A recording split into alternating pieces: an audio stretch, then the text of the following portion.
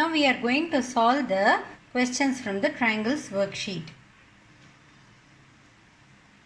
The first question, it is given, triangle PQR and triangle ABC are congruent. Look at the order. The order is very important. It is given PQR ABC.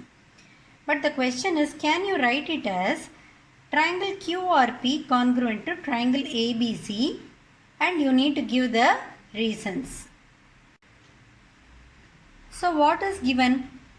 PQR and ABC are congruent. You need to check whether this type of writing the congruence is correct. For that, we need to check whether the vertex are whether the vertices coincides in a proper way. So, if these two are congruent, what does it mean?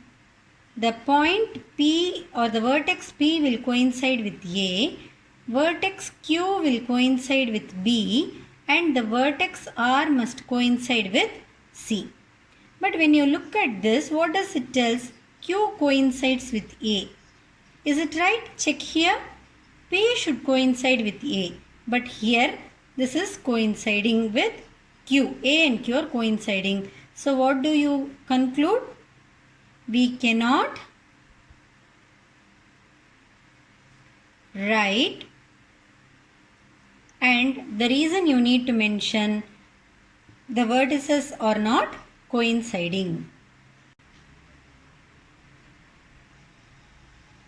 Coming to the second question, it is given ABCD is a square. M is the midpoint of the side AB. PQ is perpendicular to CM,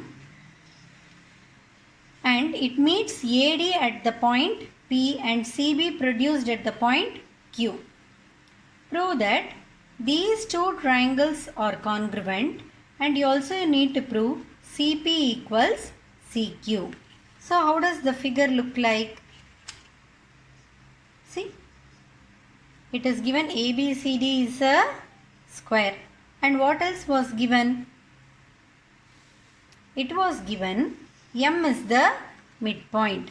So could you see M is the midpoint of AB? Yes. Next, what is given? PQ is perpendicular to CM.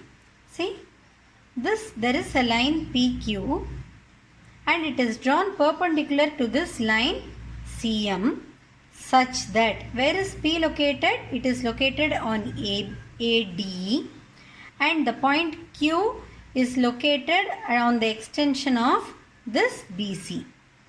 What you need to prove? This smaller triangle APM, this triangle is congruent to BQM. This is the first thing you need to prove. And the second thing you need to prove is this line CP is equal to the line CQ. Before I write the proof, I'll show you the proof or the answer key. I want you to visualize this. Consider these two triangles. In these two triangles, what are the things common? M is the midpoint. So what does it mean? AM must be equal to BM. Okay. Then what else is there? This angle A, since it is a square, this is 90 degree, and angle B is also 90 degree. Okay. And could you see here? This part, these two are intersecting lines. So what happens? This angle and this angle are vertically opposite angle. So there are three conditions here: angle, side, and angle ASA. By ASA criteria, we can conclude triangle APM and BQM are congruent. The first part will be over. When two triangles are congruent, a triangle totally has 6 parts. So the remaining 3 parts will also be equal. So how do we write that? We write it as by CPCT. What happens? This AP will be equal to BQ. MP will be equal to MQ. So now we are going to use that to prove the second criteria.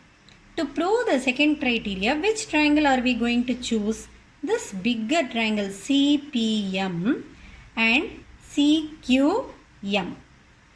In that, what is common? CM is the common side, and we have already proved MP is equal to MQ, and also you can see this is 90 degrees, so this part is also 90 degree. So what is the criteria here? Side, angle, side. Using SAS, we can say the CPM and CQM are congruent. When they are congruent by CPCT, again what we are telling? The side CP is equal to the side CQ. Hence proved. So this is the solution. See, given to prove proof. First case we have proved these two are congruent. By CPCT, the other parts are equal. We name it as 1. Then we are considering the larger triangle. By SAS rule, the larger two triangles are congruent. Again by CPCT, we prove CP equals CQ.